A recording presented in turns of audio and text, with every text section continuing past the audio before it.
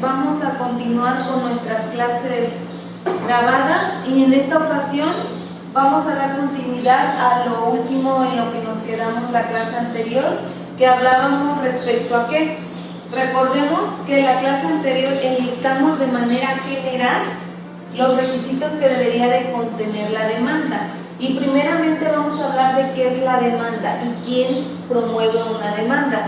La demanda siempre se va a promover por medio de la parte actora y quedamos la clase pasada que tanto la parte actora como la parte demandada son partes fundamentales de un proceso judicial y que el juzgador no es una parte directa en el juicio, sino es un tercero que va a pronunciar o dictar una resolución que ponga fin o concluya el juicio que nos ocupe. En este caso, comentábamos la clase pasada que la demanda, de acuerdo al artículo 232 del Código Procesal Civil vigente en el Estado, contaba con los siguientes requisitos, que eran contener el tribunal ante quien se promueve, nombre y firma del actor, domicilio del actor, el nombre y domicilio del apoderado o representante legal y el carácter en la que estamos promoviendo, ya sea como abogado patrono o bien en calidad de apoderado legal o por nuestro propio derecho. El nombre y domicilio del demandado o la expresión de la persona si es incierta o desconocida. Esta fracción cuarta es muy importante. ¿Por qué? Porque recuerden que al momento de llevar a cabo las notificaciones debemos de llevarlas a cabo ya sea en el domicilio de la persona, en el domicilio particular, en el domicilio laboral o bien hacer manifestación expresa de que desconocemos el domicilio.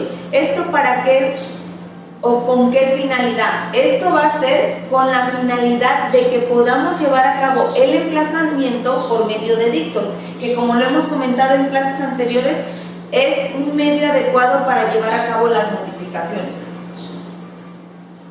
La relación clara y sucinta de los hechos en los que funda el actor su demanda. Recuerden que no por tener demasiadas hojas o demasiados hechos quiere decir que nuestra demanda es clara. Lo que tenemos que hacer es que nuestra demanda sea lo más clara y precisa posible. La enumeración precisa y concreta de nuestras peticiones. Hablemos de cualquier tipo de juicio, ya sea en materia civil, familiar o mercantil. Nosotros debemos de hacer una relación clara y precisa de las prestaciones que estamos reclamando.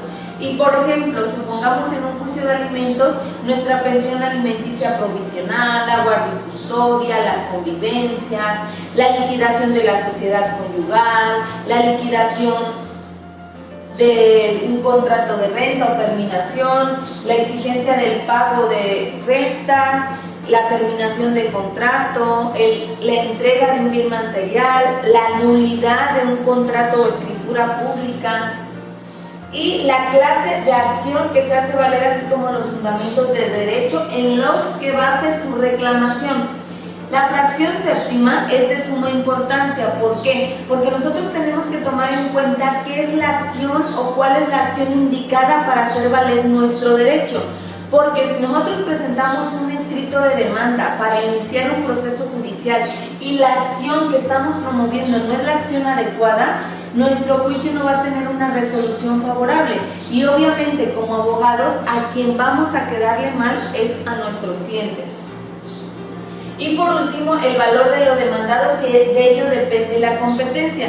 Sin embargo, recordemos que en las clases anteriores hablábamos de la competencia que tienen los juzgadores y que por cuantía en la ciudad de Iguala generalmente no lo tenemos. Sin embargo, solamente era en materia mercantil que conocían los juzgados de paz de cuantía menor. Ahora con la reforma todos los juicios orales sin cuantía y limitación alguna se van a conocer con los juzgados de primera instancia y juzgados de distrito. Así que va a quedar desfasado el requisito de hablar de cuantía solamente que sean juicios ejecutivos mercantiles o juicios orales ejecutivos mercantiles. Porque si no estoy mal, el juicio ejecutivo lo vamos a poder promover desde $1 hasta 679,000. Y los ejecutivos orales mercantiles de 680,000 aproximadamente hasta 4 millones. Ahora bien, jóvenes, una recomendación. Tenemos que adjuntar a nuestro escrito inicial de demanda todos aquellos documentos para acreditar nuestra acción y nuestra pretensión planteada en el escrito de demanda.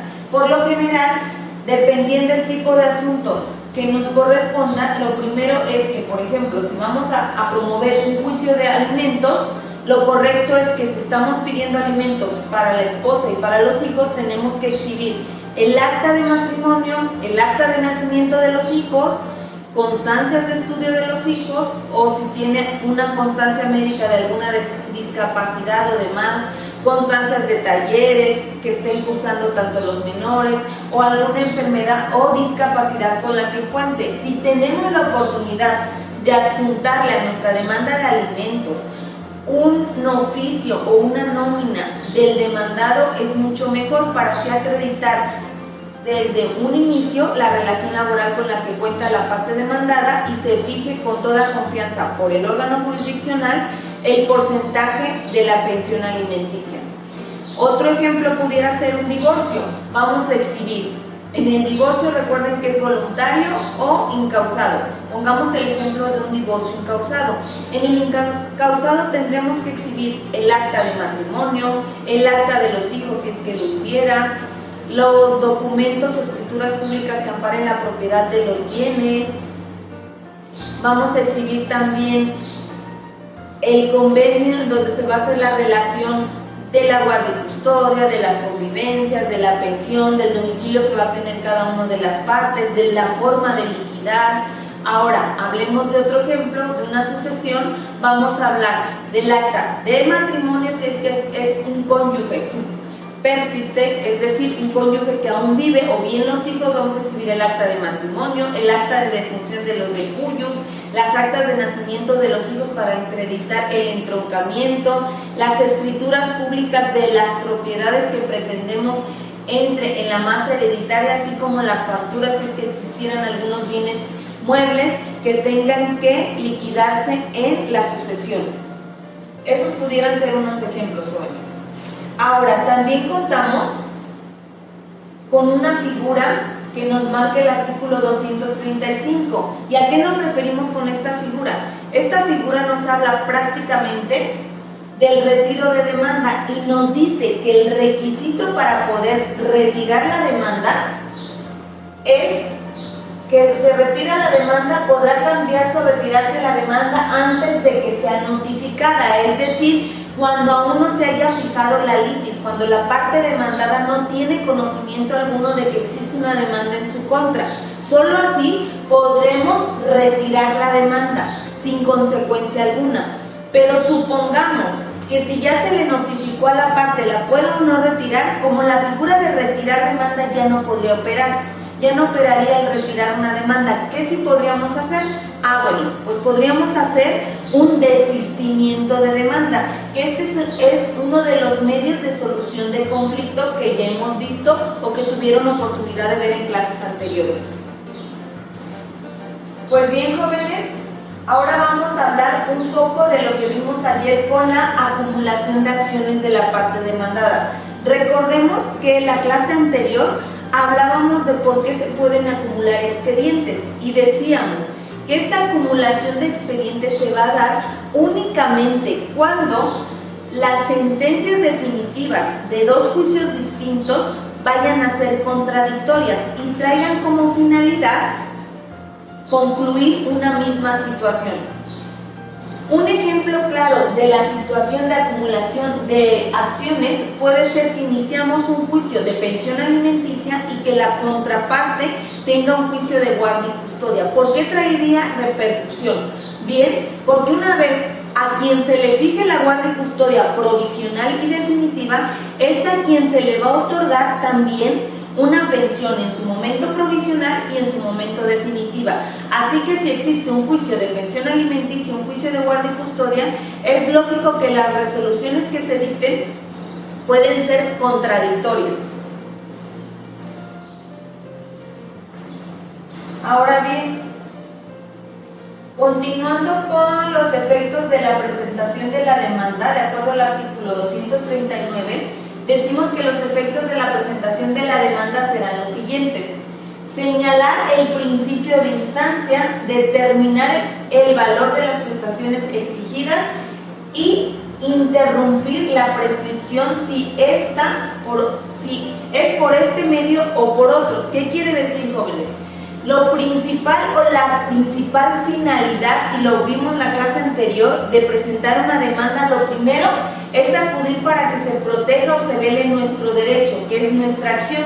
Recordemos que la acción es el derecho con el que cuenta la parte actora para hacerlo valer ante un órgano jurisdiccional. Luego entonces, lo correcto es que lo que yo quiero es que se me proteja, que se me salvaguarde mi derecho.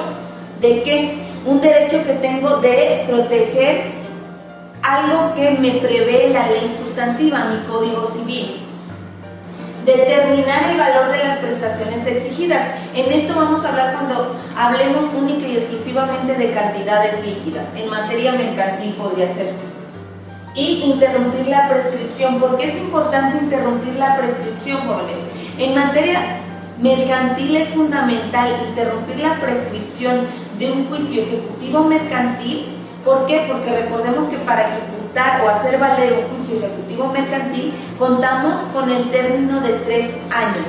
¿Por qué? Porque la finalidad de este juicio es garantizar el cumplimiento del pago de la suerte principal o de las prestaciones reclamadas.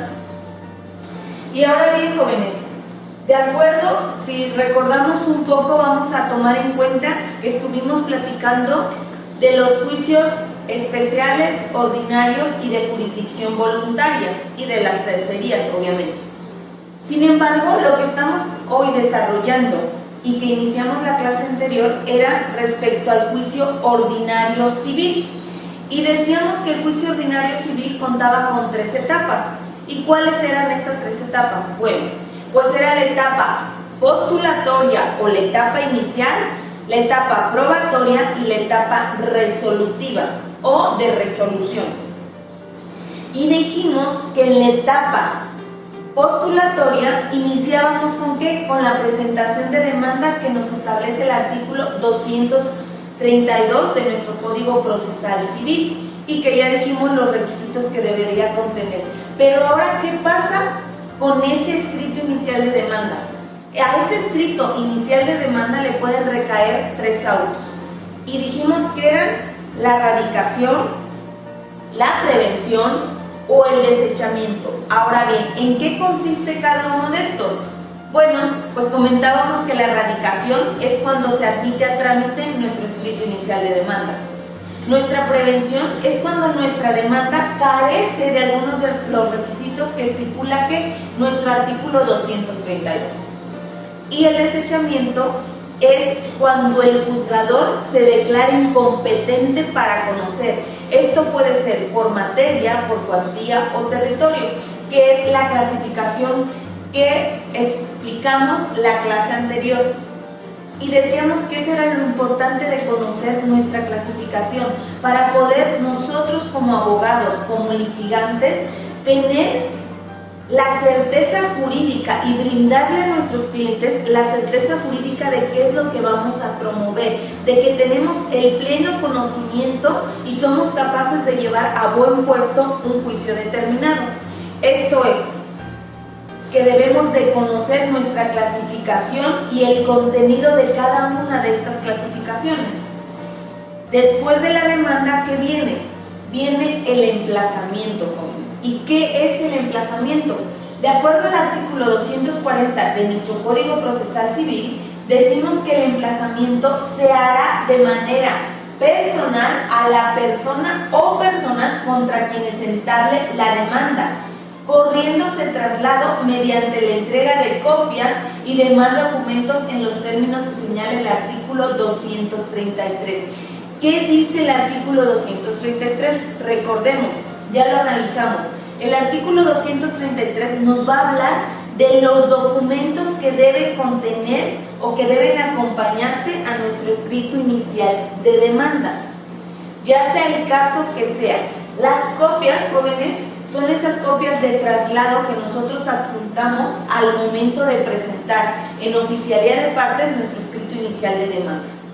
Estas copias de traslado, el juzgador al momento de notificar a la parte demandada deberán ir selladas, es decir, que el juzgador se percató de que efectivamente las copias que yo le voy a entregar son copia fiel de lo original que me queda a mí, de lo original y duplicado, es decir, que todo lo que yo te voy a entregar es lo mismo, tal cual que obra en el expediente original que tenemos en el juzgado.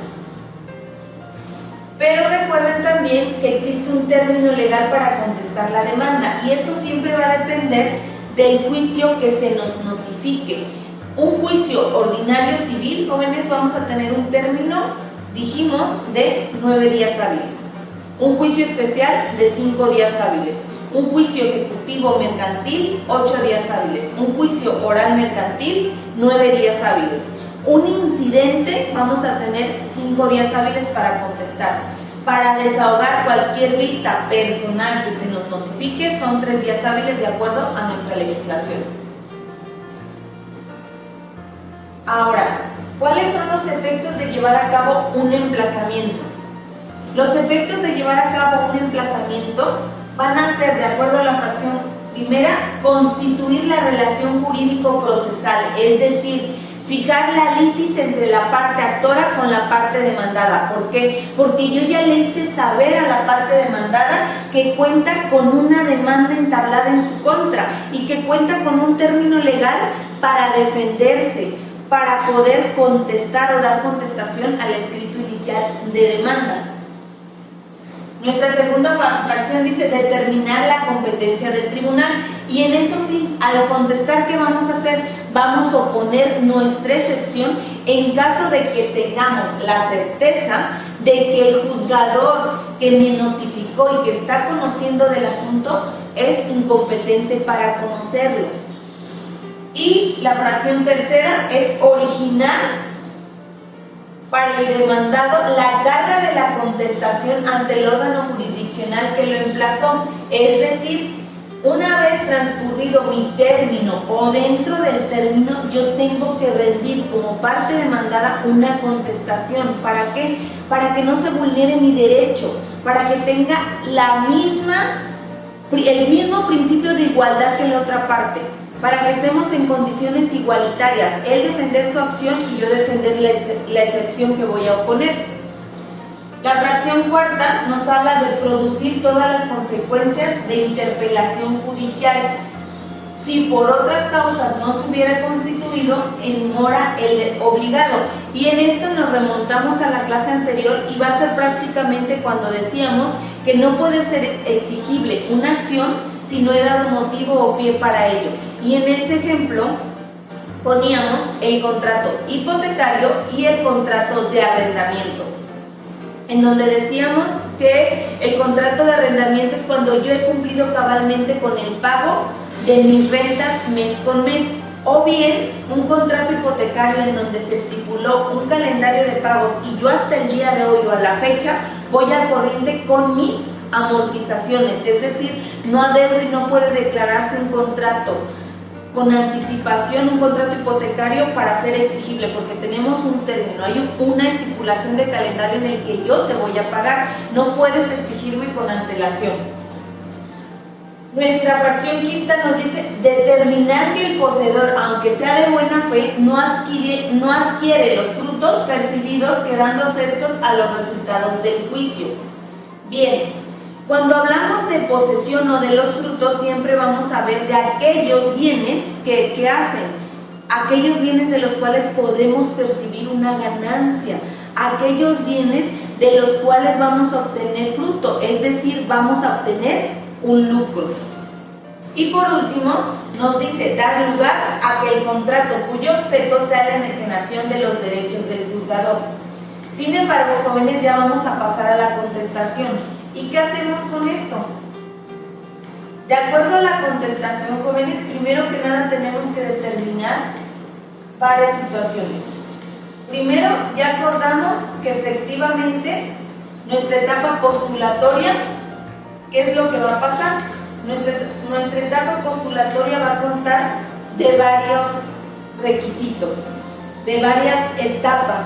Y esta etapa postulatoria se compone primeramente de nuestra demanda, de nuestro emplazamiento, de la contestación y reconvención si se llegara a dar, pero sobre todo, ¿qué es lo que pasa con la contestación? La contestación, jóvenes, ¿qué es lo que tiene? ¿Cuál es esa característica? Que tenemos que oponer excepciones y defensas, y que tenemos que hacer valer esas excepciones y esas defensas para tener así una adecuada defensa, y quizás esas excepciones sean perentorias y concluyan el juicio de la manera pronta y sobre todo satisfactoria para quien promueve o hace valer las excepciones. Después de esto, en caso de haber reconvenido, nos otorgará el tribunal un término para desahogar defensas y excepciones, que dijimos que es de cuánto término, quedamos que eran de 3 días hábiles, y nuestra contestación de la reconvención son 9 días hábiles. Y posterior a la contestación de la reconvención nos van a señalar una fecha de audiencia previa y de conciliación. Esto siempre en juicios ordinarios civiles. Ahora bien, jóvenes, para ir afirmando nuestro conocimiento acorde a lo que hemos estado platicando en estas clases, vamos a hablar de lo que es, vamos a dejar un poquito de lado nuestro código y vamos a hablar ahora de la teoría de las acciones. ¿Por qué es importante conocer el contenido de nuestro código? ¿Y por qué hacer tanta referencia en fundamentar nuestros actos? Si bien es cierto, no vamos a aprendernos el código de manera literal, pero obviamente sí tenemos que tener el conocimiento de lo que sí podemos hacer y sobre todo el fundamento de lo que nos va a permitir hacerlo. Esto es, una vez que tenemos la tarea de las acciones, ¿en qué va a consistir? Tenemos nociones preliminares. Antes de que exista una demanda y una contestación, debemos remontarnos al principio. Y para que exista una demanda, primero, ¿qué debe existir? Debe existir un conflicto. Y este conflicto nos va a dar la pauta para iniciar un proceso judicial, argumentando que el conflicto, ¿cómo lo vamos a conceptualizar?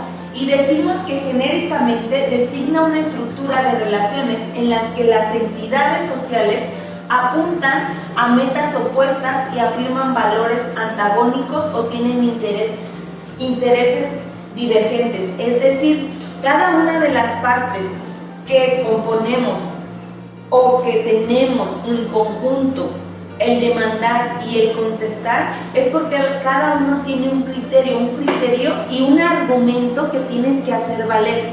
Ese derecho que tú crees tener y sobre todo ese derecho que vas a fundamentar y motivar.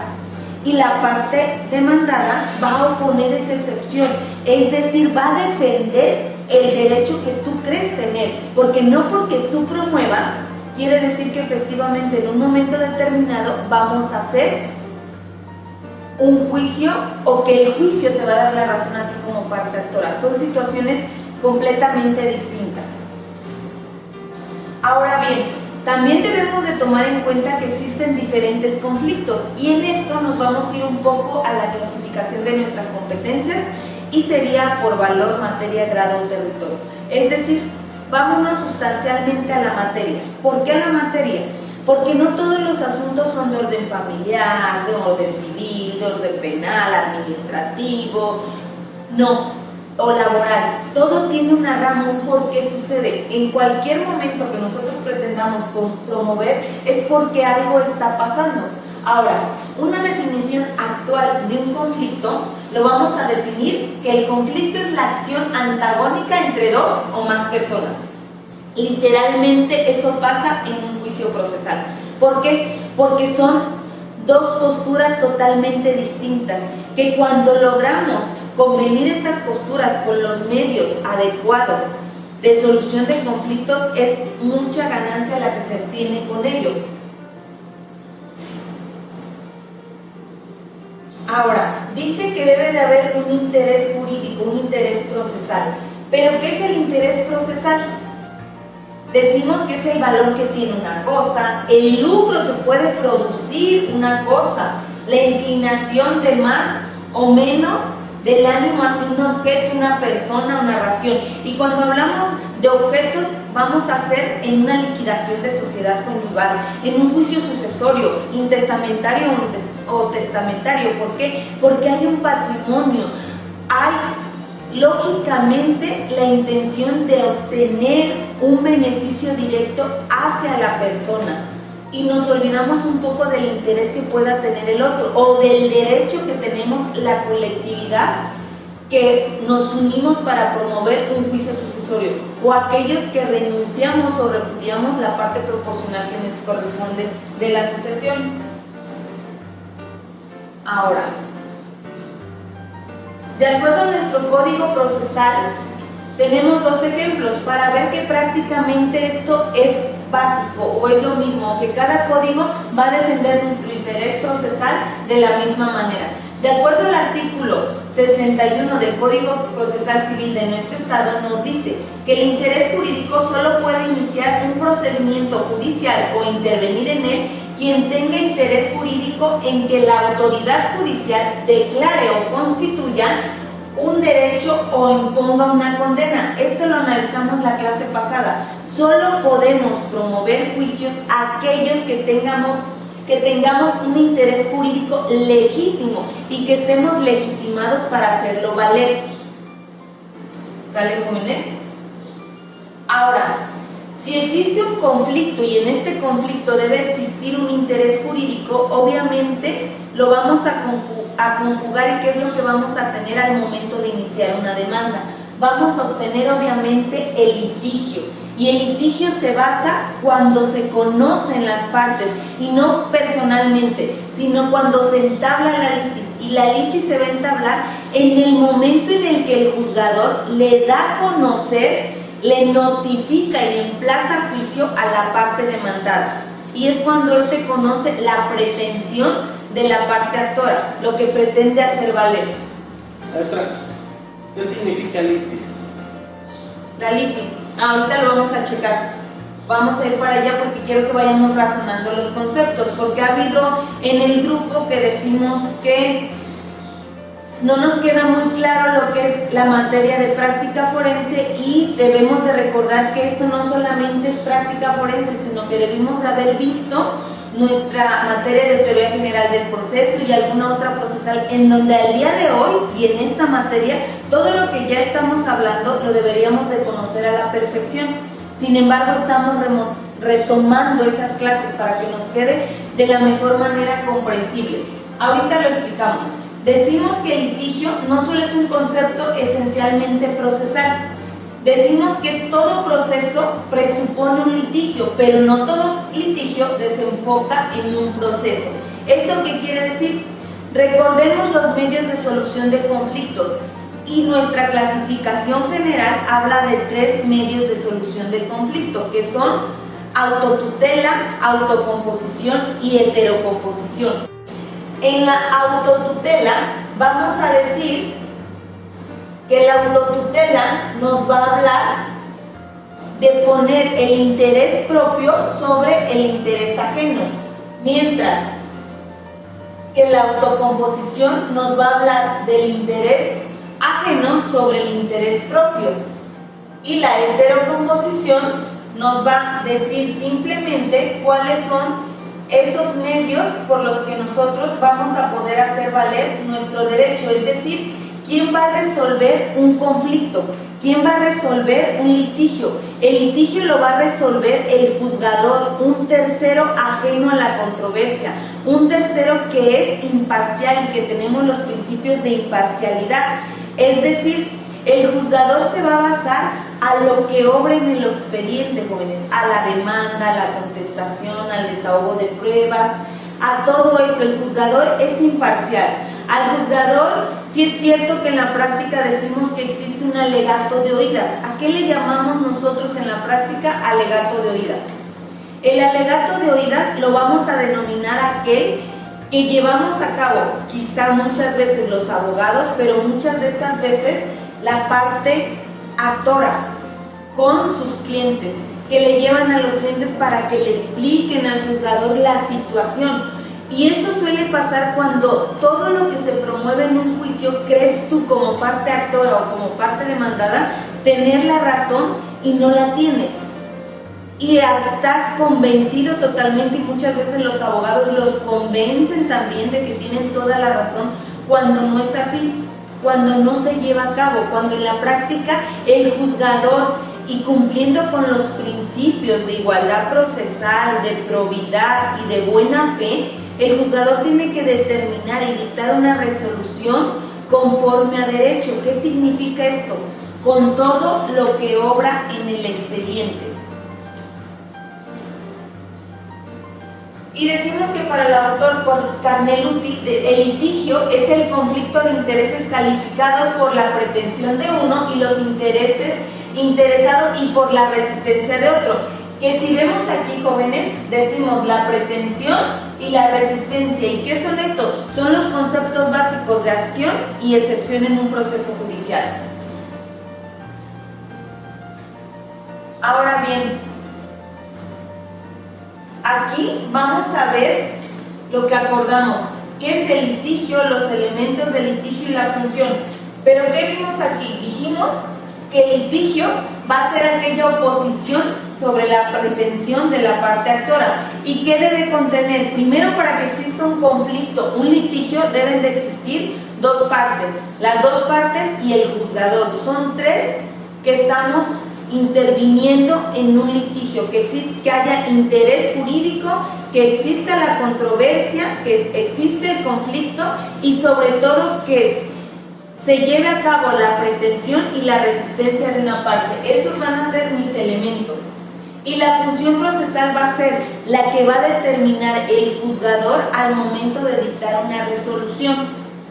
Ahora bien, hablamos recientemente de los medios de solución del litigio y decimos que la autotutela, la autocomposición y la heterocomposición son los tres que deben de tener, jóvenes, y se lo deben de saber de memoria, porque de estos medios de solución de conflicto muchas veces llevamos un juicio a un buen término y dicen que más vale un buen arreglo que un mal juicio, un mal arreglo que un buen juicio. ¿Por qué? Porque con los juicios ordinarios, jóvenes, sí es cierto que la ley nos estipula 5 días, 10 días, pero no sabemos la agenda que tenga el juzgado, no sabemos el trabajo, la carga de trabajo con la que cuente el juzgador, y esto hace que los juicios se prolonguen de manera excesiva, que muchas veces tú crees que vas a terminar tu asunto en 6 meses, un año, y no.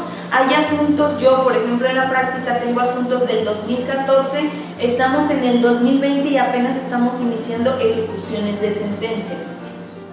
Y hablábamos que los conflictos, decíamos que los medios de solución de conflicto, el primero era la autotutela, y dijimos que la autotutela era imponer el interés propio sobre el interés ajeno. Es decir, a mi parte actora no me interesa lo que pretenda o lo que diga la parte demandada. Yo quiero y exijo y hago valer mi derecho.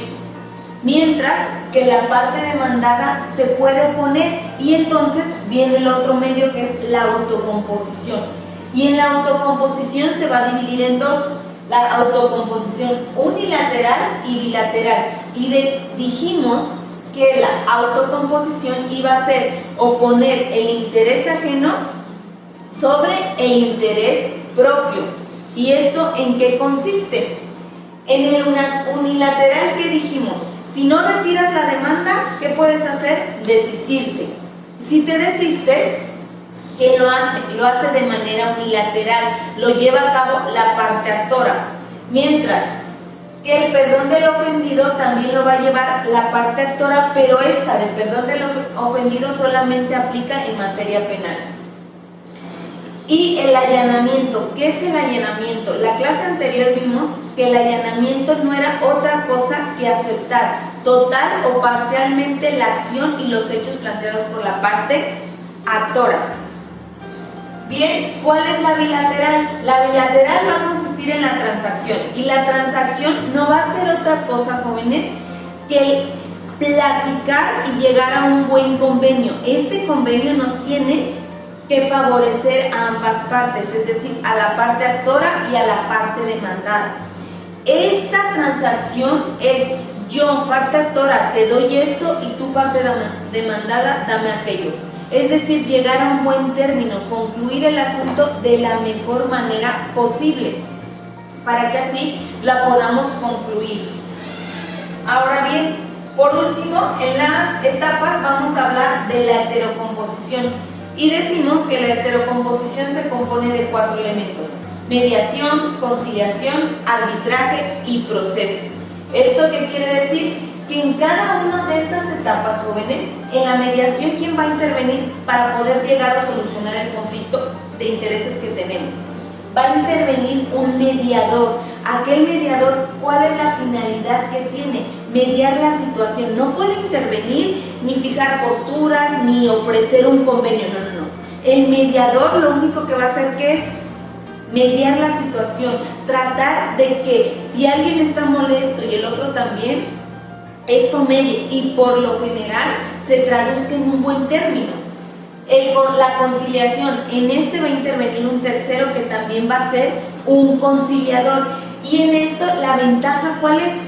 La ventaja, jóvenes, es que en la conciliación y el conciliador sí puede proponer una forma de solución del conflicto. Puede terminar este asunto de manera clara, de manera que a todas las partes nos beneficie de manera directa.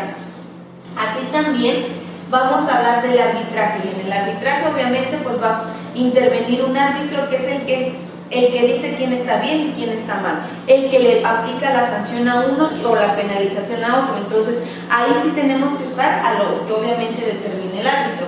Y por último, el proceso, y en el proceso decimos que en el proceso judicial interviene la autoridad máxima, que es el juzgador, que es un tercero que va a determinar la resolución del conflicto.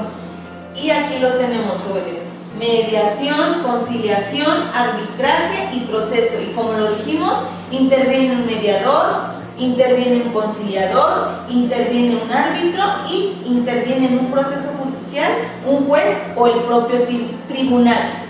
Cuando hablemos de tribunal o de órganos jurisdiccionales, nos debe de quedar plenamente claro que un órgano jurisdiccional o un tribunal es representado por un juzgador, por un juez, o ya sea un tribunal de circuito, ¿por quiénes? Por los magistrados, siempre representantes del tribunal, siempre representantes del órgano jurisdiccional, para que con este den por concluido el juicio.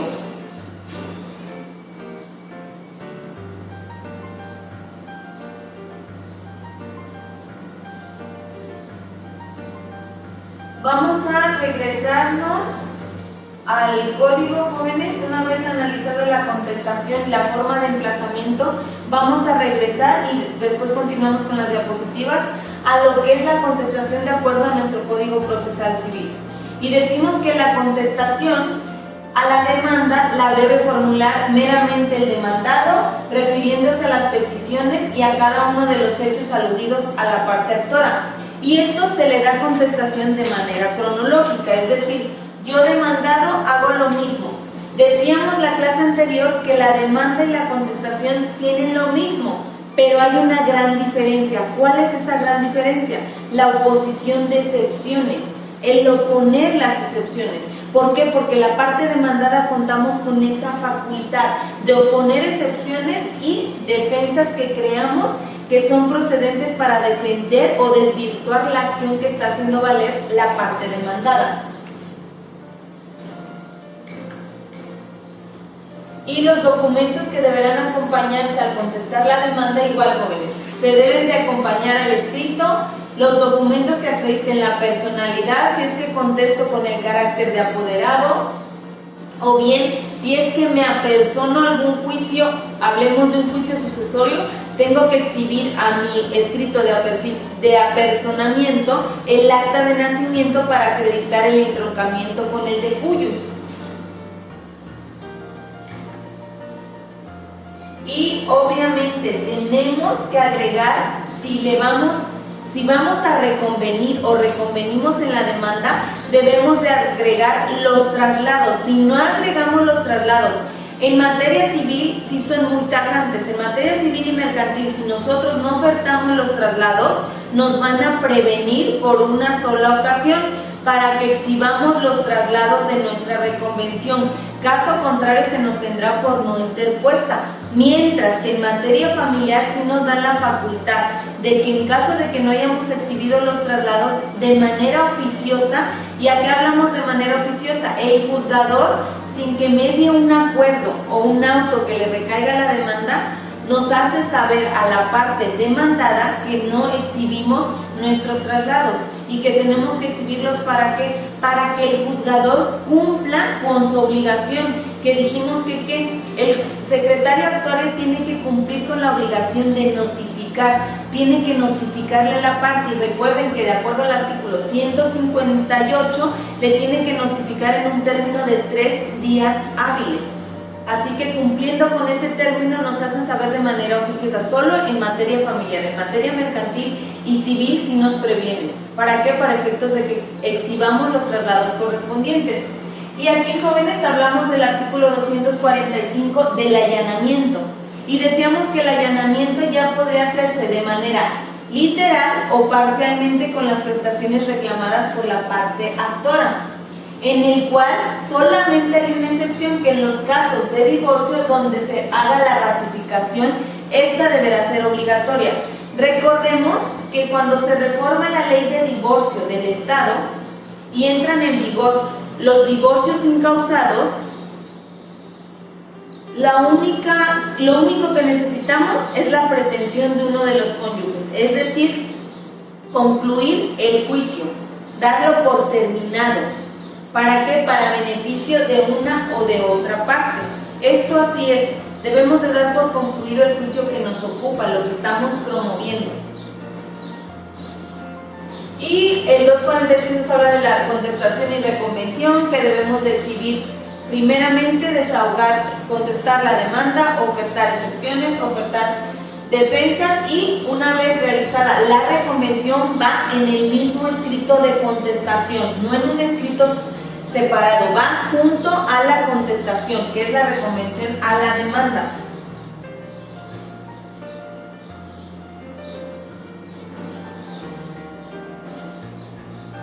Una vez contestada la demanda, jóvenes, ¿qué es lo que va a pasar? Es lo que dijimos, es la fijación del debate. Los escritos que fijan el debate, ¿qué son? El escrito de demanda y el escrito de contestación. ¿Por qué? Porque es el momento indicado en donde las partes vamos a conocer la pretensión de la parte actora como la excepción opuesta por la parte demandada. En caso de que no contestemos en el plazo que nos otorga la ley para hacerlo, ¿qué es lo que va a suceder? Decíamos la clase anterior que tenemos el término para contestar, hablamos de 9 días hábiles, de 5 días hábiles, 3 días hábiles, 8 días hábiles para contestar la demanda. En caso de que no presentemos contestación, ¿qué va a pasar? Va a declararse la rebeldía en la que incurrió la parte demandada. Es decir, el juzgador va a hacer constar que la parte demandada no contestó, es decir, que se fue, que es rebelde, que es aún así, teniendo las copias de la demanda, conociendo el término legal para contestar, se negó a hacerlo.